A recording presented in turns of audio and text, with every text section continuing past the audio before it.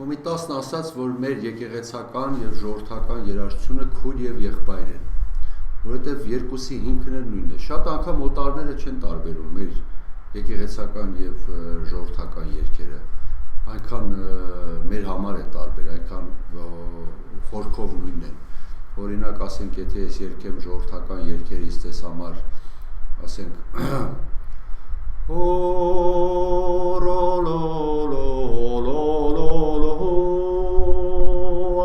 Արի քեմատախո եզոջան, հորվել հո,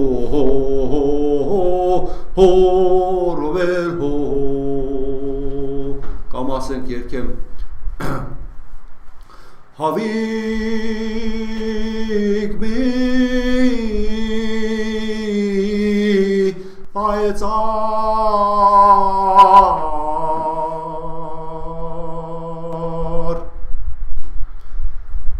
և շատ օրինակներ կարող եմ բերել։ Մեր եկեղեցական երաժշտությունը, ինչպես ասեցի, եկավ նախաքրիստոնեական շրջանի երաժշտությունից, այնտեղից վերցրեցին և դրեցին տակը բառերը։ Օրինակ, խորենացին նշում է Վահագնի ծնունդը և բերում է բառերը և ասում է մեր ականջով լսեցինք, որ երգեցին։ Ինչ արեցին։ Ասենք, Վահագնի ծնունդի երգերը Քրիստոսի ծնունդի եղանակով, Միհրի ծննդյան երգերը արևի Քրիստոսի ծննդյան հետ կապեցին։ Ասենք, Անահիտի հիմների եղանակներից վերցրեցին, դրեցին Մարիամ Աստվածածնի շարականներ։ Ինչպես որ տաճարները այն, որ քանդվում էին, մենք գիտենք, տեղում զարկված տաճարը շատ անգամ կոչվում էր այդ բանով, ասենք կարող է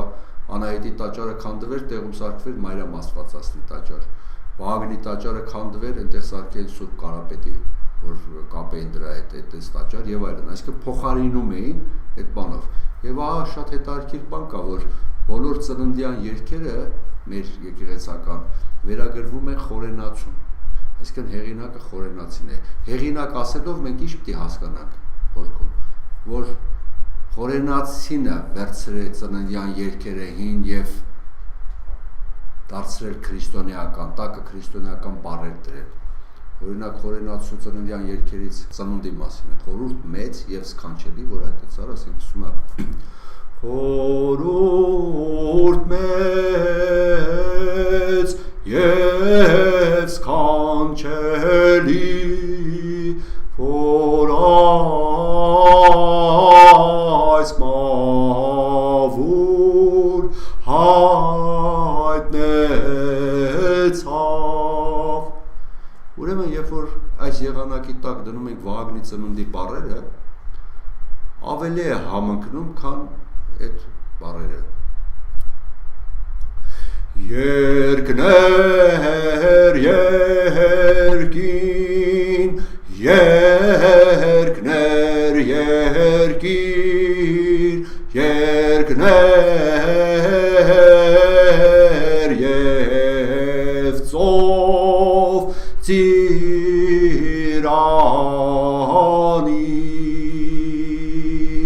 երկնի ծովուն ուներ,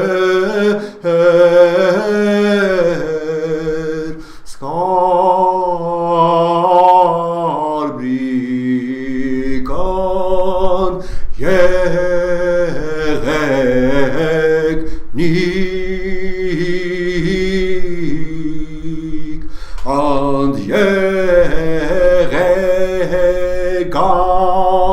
փողծուղ ելաներ, and եղեգան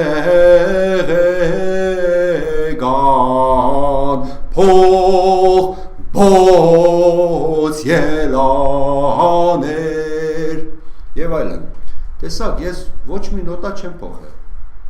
Ես խորենացու ծննդյան երգի շարականի եղանակի տակ երգեցի Վահագնի ծնունդի բառերը։ Այսինքն, այստեղ հասկանում ենք, ես ինքս վստահ եմ, որ խորենացին ուզեցել է պահպանի գոնե Վահագնի ծնունդի հիմնը բառերով եւ երգով, բայց ինչ կարող էր անել, անհնար էր եկեղեցական պայմաններում։ Նա ասել է բառերը պահպանեմ պատմության մեջ, երաժշտություններ պահպանեմ եկեղեցական արարողակարգի մեջ որպես Հիսուսի ծննդյան երգ։ Ուրեմն այստեղ պահպանվել է երաժշտությունը, գրքի մեջ պահպանվել է Վագնի ծնունդի բառերը։ Ու խորենացին մտածել է, գուցե մի օր մեկը գլխին գնի եւ վերցնի երաժշտությունը դնի այս բառերի տակ։ Եվ որպեսզի մենք գլխի էլ ընկնենք, մենք շատ ուշ գլխին գնող ազգ ենք։ Նաեւ ձեռագրերում գրում են, որ իմացեք, որ այս եղանակները վերցված են մեր հին եղանակներից, այսինքն մեր հին աստվածների եւ բանի հիմներից։ Այդ էլ ոնց ասի, ոնց որ մեկն ասում է մի հատ հանելուկ ասեմ, այնինչն է այնինչը սկսվում է կտառով կաթ է տալիս,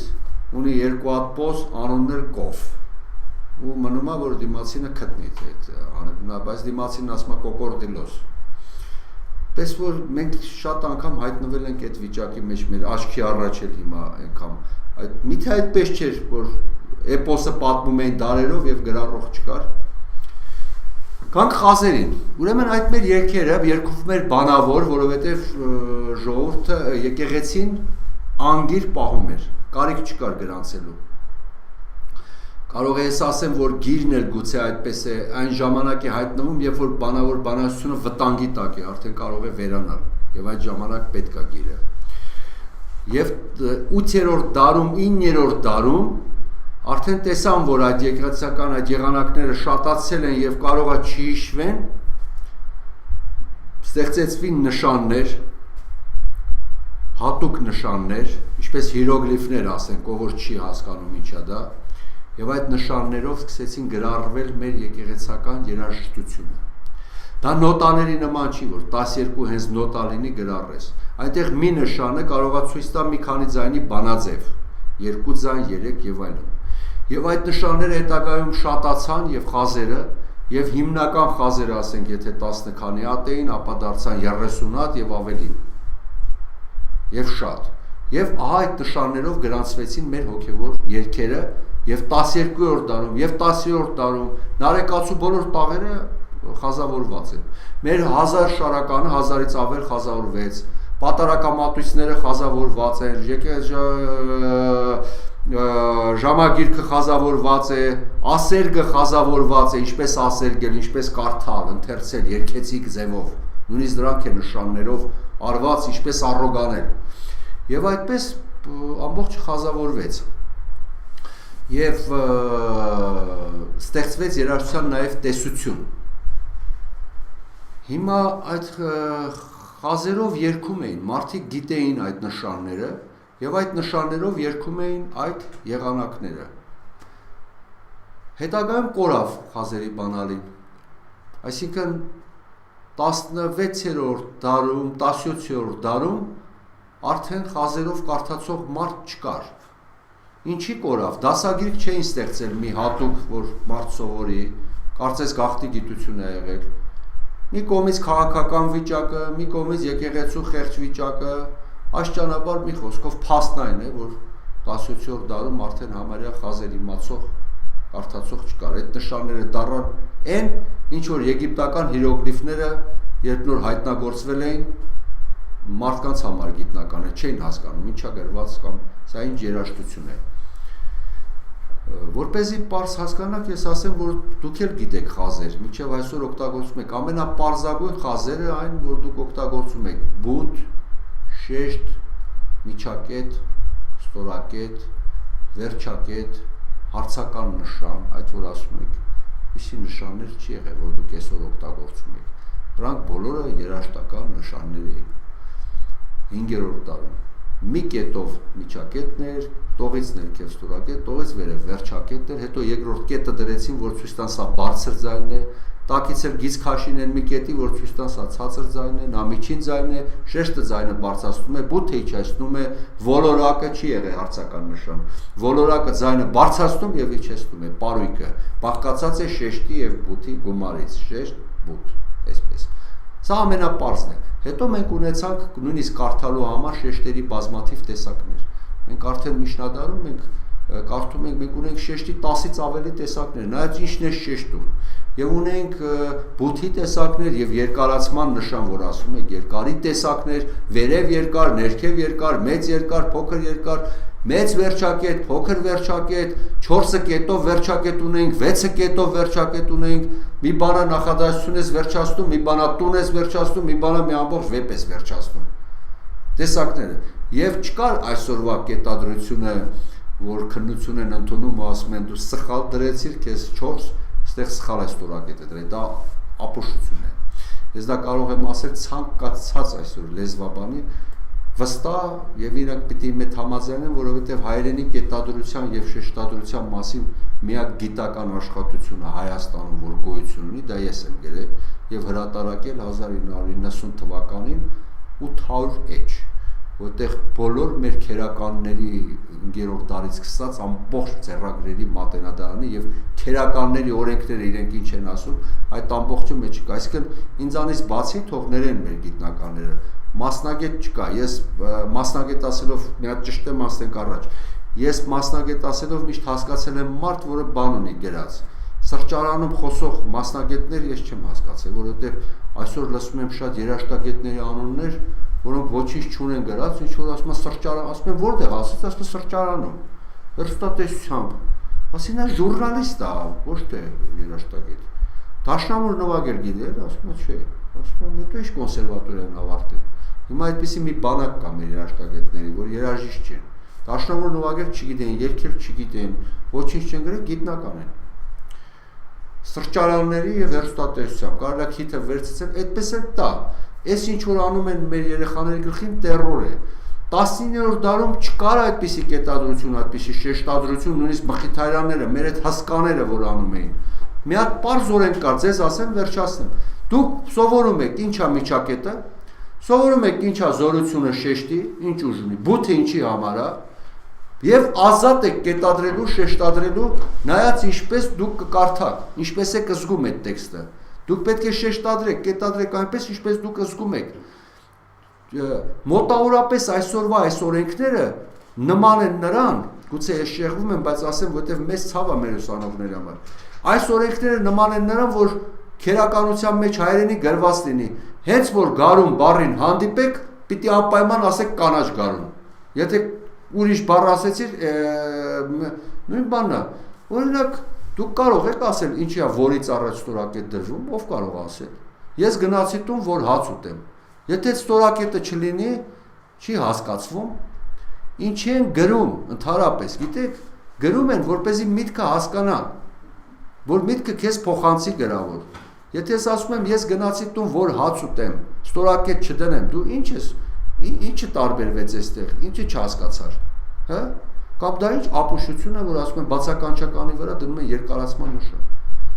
Մենք միջնադարում եւ 10-րդ դարում բացականչության 50 ձև ունենք։ Դու կարող ես շեշտով բացականչել։ Արի։ Դու կարող ես ասել արի։ Դու կարող ես բացականչել հարցական նշանով։ Ասել արի, օրինակ Լորենցին ասում է տուն արի, ապեր։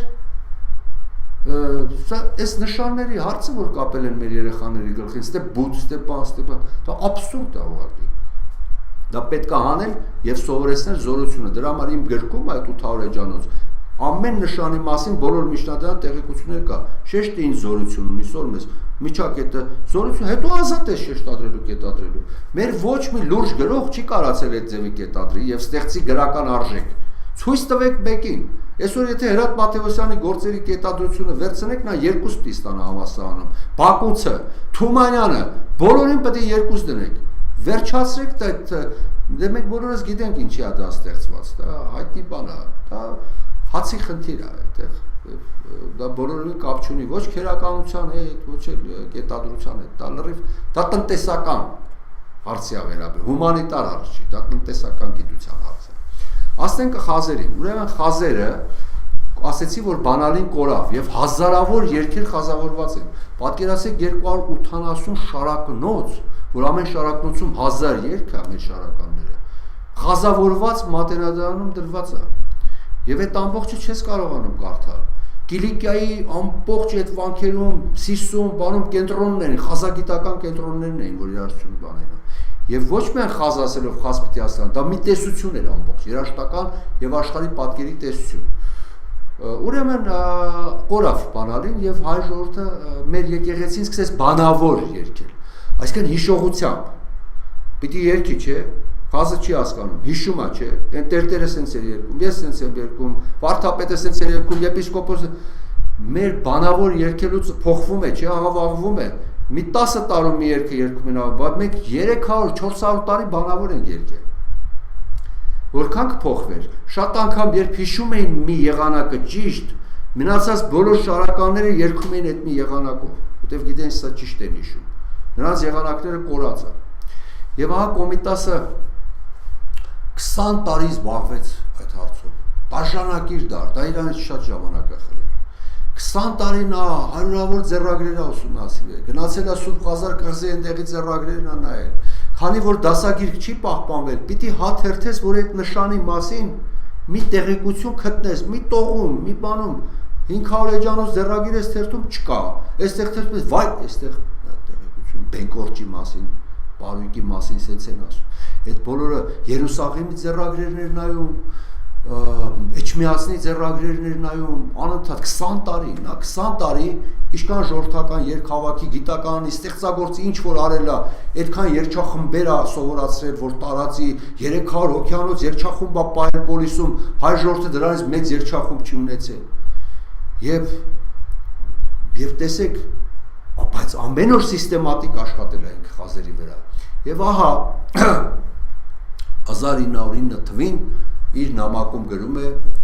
իր ընկերոջը, որ ես գտա խազերի բանալին վերջապես եւ սկսեցի կարդալ պարզ եղանակները։ Պետք է ճիշտ հասկանալ, կամ պարզ խազեր, պարզագույն, պարզ, միջին բարդության եւ բարդ։ Այս շեշտը բութը բանը պարզ խազեր են, ձայնը բարձրացնում է, բութը իջացնում է, վերջավորող ձայնը սա է, քիչ եւ այլն։ Բայց հետո կա պարզ խազեր, որ արդեն այդ պարզը խնդրեմ է։ Կա պարզերն է, շփոթեք, Կոմիտասը բանալին է գտել ընդհանուր, բայց պիտի խազներ վերցնես, նա պարզ խազերն է վերցանել, պարզի մի մասը, մի լադում հատկապես, երկու լադում, երկրորդ ձայնեղանակ, որևէ հարյուրավոր երգեր է կազմում, եւ ճանապարհն է բացել։ Իհարկե 14 թիվը եթե չլիներ կոտորածը, շարունակել, դա աթաթեց իր գործը։ 1909 թվին գրում է, որ գտել է եւ ահա ոչինչ չի հրատարակում։ Միջև 14 թիվ, նա շարունակում էր աշխատել եւ դի շարունակեր եւ եղավ 15 թիվ, մեր մտավորականներին աքսորեցին, Կոմիտասին աքսորեցին 2 շաբաթ, իրեն դեսպանները միջնորդեցին Ամերիկայի եւ Սուլթանի տղան, որ երաշտասեր էր, ծունկի իջավ որ առաջ եւ բոլորը ստիպեցին Թայլատին, որ ստորագրի, որ Կոմիտասը գա, որովհետեւ դուք պատկերացնում եք հայ ժողովուրդը այդ կոտորածի ճանապարհին այդ արհավիրքի մեջ իրար հարցնում էին ուրա Կոմիտասը, վարդապետը բա ուրա։ Նրանք ոնց որ փրկում էին մատյանները, որ շալակած բերեցին Թուրքից փախցնելով, զոհվելով Արևելյան Հայաստան այդ ձեռագրերը, չէ։ Այդպես իրանց համար վարդապետը դա մի հատ իրանց 5 գրքերից մեկն էր, մի օրինակ, որը պետքա փրկեր։ Եվ մարդիկ այդ աքսորի ճամփին հայ ժողովուրդը իրար ասում էր վարդապետն ուրա, վարդապետն ուրա։ Իրանց պետ եւ ահա վարդապետը 2 ամիս հետո, 2 շաբաթ հետո վերադարձրեցին, նա դժվար է ասել դա հոգեկան խանգարում էր, ինչ էր, միջև այսօր վիճում են, ամենայն դեպս նա ստեղծագործեց եւս միջև 17 թիվ, 2 տարի էր եւ այլևս դադարեց ստեղծագործելու 20 տարի նա մնաց այդպես եւ Փարիզի հոգեբուժարանում ով որ հետարքիր է կարող ուղղակի մանրամասներին ծանոթանա խազերի մասին ենք խոսում եւ ընդհատվեց խազերի նույնիսկ ձեռագրերը ցրիվ եկավ 3000 երկից կորան հարյուրավոր երկեր ժողովրդական 3000 երկից պահպանված է 1500-ից ավելին 1800 աթեաններ գրում այսօր լույս է տեսել 1500 քանիսը կա բայց այդ 1500 երկից ես ձեզ ասեմ 1000-ից ավելի երկ ընդհանրապես չի երկվել Կոմիտաս որևէ տեղ, որևէ ակումբում եւ չի էլ ձայնագրվել, այսինքն որևէ մեկը չի լսել այդ 1000 երկից ավելի երկերը, որ այսօր պահպանված են։ Ուրեմն խազերը Քթավ բանալին, հետո սովետական միության տարիներին հավաքվեցին Կոմիտասի ձեռագրերը այս ճանապարհ սկսվեցին այս ճանապարհ հրատարակել Եվ այդպես էլ 80 տարի,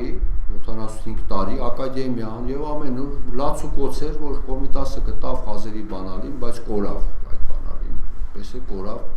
ձեռագրերը եւ ես արդեն որ կոնսերվատորիան վերջացրեցի 5-րդ կուրսը, արդեն 5 հատոր գրել էի, 5000 էջ խազաբանություն, ամբողջ աղբյուրներով մատենադարանի, դրանից առաջին ուսուցիչն էր գրել բավականին աշխատություններ Նիկոլաուս Թամիզյանը, մեծ երաժշտագետ, իմ դասատուն, հոգին լույս դառնա, այսօր ինքը չկա, Ամերիկայի Միացյալ Նահանգներում մահացավ, եւ Աթեանն էր զբաղվել խազերով, զբաղվել մեկ-մեկ, գիտեք, մարդիկ ճիշտ չեն պատկերացնում։ Նա գրեց մի գիրք նկարագրելով ինչ են խազերը, բացատրելով։ Նա վերծանության փորձ չի արել, ասիկին վերծանության։ Եվ առաջի անգամ ես հրատարակեցի Կոմիտասի ձեռագրերը, պաստվում է, որ դա կային եւ 80 տարի չէին հրատարակվում։ Դրանք ցրված էին արխիվում, տարբեր տեղեր, եւ պարզվեց, որ պահպանվել է այդ իր ամեն ինչ, այդ իր վերծանությունը, բանալին, իր շարադրած, եւ նույնիսկ ոմանք փորձեցին ասել դա վաղ շրջանի ձեռագրեր են, բայց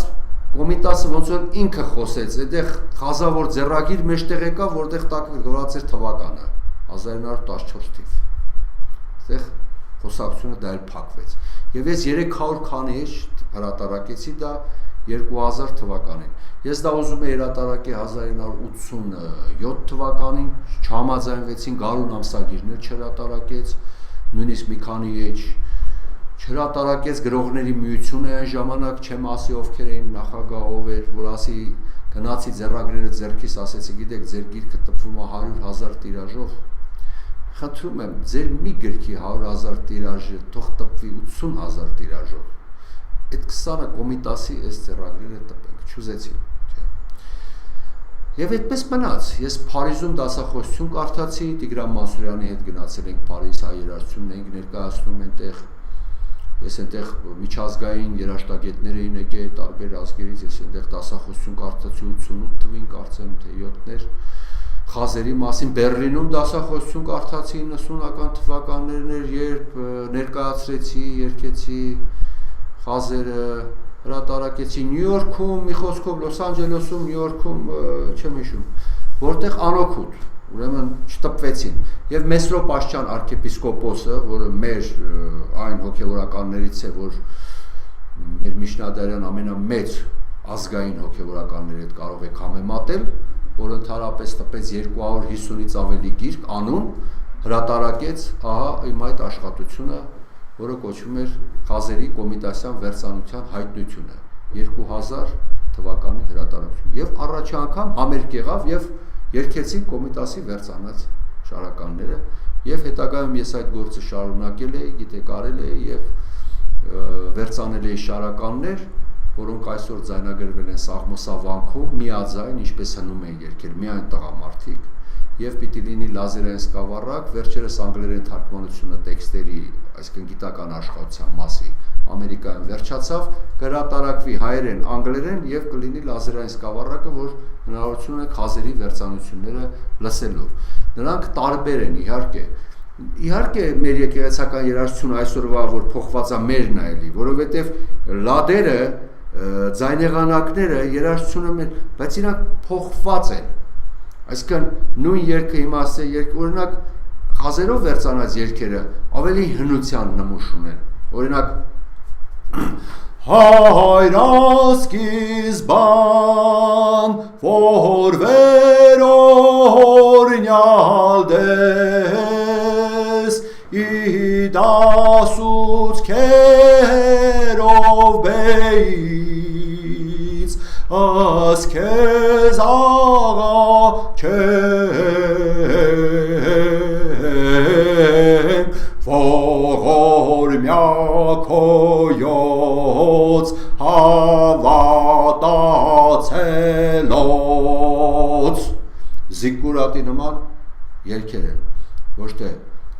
խեղճուկրակ, լացկան, որ կոմիտաս ասում էր, որտեղ լալկան բան հանդիպեք, իմացեք դա մեր երաժշտության հետ բացարձակ կապ չունի։ Հայ երաժշտությունը լալկան տխուր չի, այլ հզոր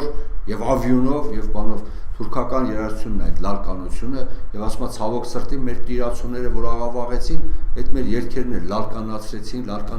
զարդարեցին, մեր երաժշտությունը զարդարեցին, ինչպես զարդարված է մուսուլմանական մզկիթները, չէ՞ որ մեր ճարտարապետությունը շատ զարդեր չի ընդունում, չափի մեջ ոսկե միջինը, ինչպես այդ ասեցի, չէ՞, մեր երաժշտությունը ճարտարապետությունը նույն ձևն են։ Դա համար մեր երաժշտությունը այդ ոսկե միջինի նման զարդեր ունի, բայց քիչ,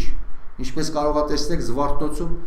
կլոր մի քանի հատ զարդ վերևս սիրուն, բան քարը, չափի մեջ, այնպես արած, որ ասենք, բերեք մի հատ էլ զարդ ավելացնենք, մեկ էլ կնայես, չէ, փչացավ։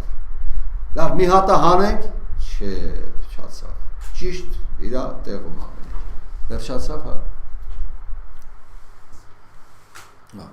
Այդ զարդի մեջ։ Եվ ահա, երբ որ աղավաղում էին մեր երաժշտությունը, թուրք ամերաներին դուր գալու համար մեր տերտերները երգում էին օրինակ Տեր ողորմյա,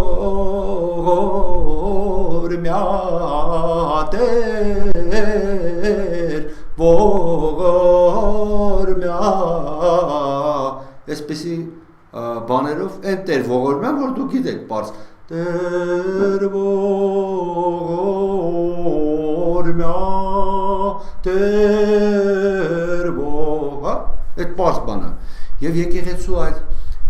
խազավոր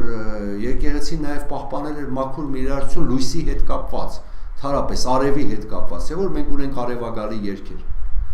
և տեսեք դրանք ոնց որ հին այդ արևի դիմավորող եղանակները լինեին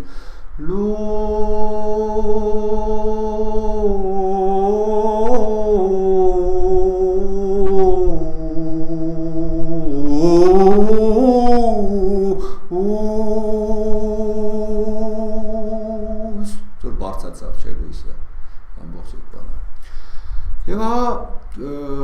հիմա արդեն մենք կարող ենք ունենալ խազավոր այդ երգերի երկրորդ և չորրորդ ձայնեղանակի նմուշներ, որ արդեն ձայնագրված են և կարող են և պետք է առաջ տարվի այդ գործը, ուղղակի ահառելի սևագործ աշխատանք կա, որ անկախ նրանից, դա այնպես չի քնես, զարթնես, վերցանես, պիտի ամբողջ փաստերը տնես, որ անհերքելի լինի, որ ոչ թե դու ես ասում, այլ ձեռագրերն են այսպես ասում, որ այս նշանը սա է, որ այս ձևը սա է, որտեղ մենք ունենք խազերով զբաղվող մարդիկ, որ երազ տեսնողներ են, այսինքն գիրքա գրած, դա աղբյուր, բան, ոչ մի չկա, ինքը գտնում է,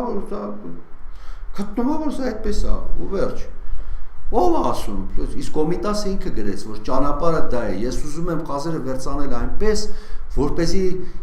իրանք իրանց նյութերը իրանք հայտնագործեն, որ անհերքելի լինի այդ բաները։ Եվ այսօր արդեն այսքանը կա, ուղղակի գիտեք, երբեմն ցավոք Կոմիտասի ժամանակ կար նաև թունավոր շրջապատ, Կոմիտասի նեղող, եւ դա միշտ կա ամեն ազգի մեջ, միշտ ամեն արվեստում կա այդ թույնը, միշտ կան միջակություններ, որոնք թունավորել են մարդկանց կյանքը, այդ հավերժական անմահ միջակությունները, որոնք միջակություն գիտեք որին ենք մեզ ասում մարտնչող միջակությանը, ես չեմ ասում արվեստագետի մարդուն, որովհետև շատ արվեստագետներ, որ իրանք թույլ են եղել, մեծ գործ են կատարել, որովհետև ինչ որ ճանապարհ են արդել, հո բոլորը բախ չէին Գերմանիայում, բախից առաջ հարյուրավոր մարդիկ ամեն մեկը մի գործ անելով մի փոքր ճանապարհ են արդել մի հսկա մշակույթի ես, միջակություն ասելով դա նկատում, միջակություն ասելով նկատում եմ մարդ, որը բացարձակապես զուրկ կա որևէ բանից, բայց իրան ներկայացնում է որպես առաջի եւ որպեսզի ինքը երևա, փնովում է այն արժեքները մեծ, վարադնում մեծությունների կարա իջացնի, կարա հասկաների ներքև իջացնի, խոսա, այդպիսի մարդիկ այսօր էլ կան, երբ այդ խազերի հարցը մեջտեղ եկավ եւ հրատարակվեց, որոշ շրջանակներում մի այնպիսի տխրություն տիրեց, Էլ չէին ասում կորածա, բայց չէին էլ ասում վայ գտնվեց, որովհետև մի լացուկոց անողների մի շրջանակ կա, որ միշտ ուզում է մի բան կորած լինի, որ լաց են, մեր խազերը կորել է, այսքան ժամանակ, վերջերս հեռուստատեսությամբ իս ծանոթ մի երկու հոգի բարձացել ասում են էլի Կոմիտասը վերցանես, բայց կորել է նոր, գիտի է, գիրքս էլ նվեր եմ տվել, բայց ուզում է լացի մարդը, ինչ անես, այդ լացկանությունը մեր ազգի հետ թարապես կապ չունի, լինի գիտության մեջ, լինի ժողովրդի մեջ, լինի այդպես, Մենք իհարկե ունենք վշտի երգեր, բայց նրանք խոր, նրանք լալկան չեն, ոչ Անտոնին է լալկան, ոչ Սաուսի Դապիս Տեպոսի ողորմիներն են լալկան, չէ՞։ Դառնանայամ զողորմին տայտամ հենց ովինարին դառնամ զողորմին դիդամ հազար ողորմին են Բաղդասարին են Սանասարին են Ջոջ Մհերին օրինակ